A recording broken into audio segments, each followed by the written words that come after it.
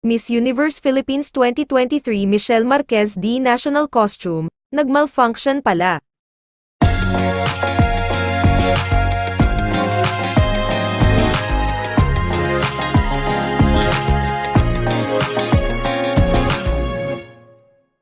Kung napanood mo ang pagrampa ni Michelle D sa stage wearing an airplane national costume symbolizing the Philippines National Air Force, masasabing perfect an execution niya nito. Ang bagong-bago at pinaka-naiiba sa lahat ng mga national costume kumpara sa mga nakaraang Philippines delegate sa Miss Universe, sobrang kakaiba ito at dahil sa mahusay pa ang pagdadala dito ni MMD ay marami ang pumipili dito na isa sa mga kabilang sa top 10 hot picks for national costume. Ang hindi alam ng marami, nagkaroon ng malfunction sa costume dahil dapat sana ay babuka ang likuran ng eroplano sa sandaling umikot si MMD patalikod sa mga audience gaya nito.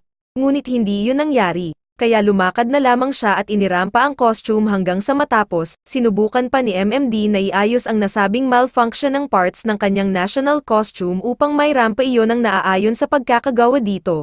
Ngunit hindi na talaga iyon gumana pa, nagkaroon man ng problema ay maayos pa rin na naitawid ni Michelle ang kanyang national costume, at marami ang nasiyahan sa kanyang performances. Anong masasabi mo rito? Please comment down, please like and subscribe, thank you.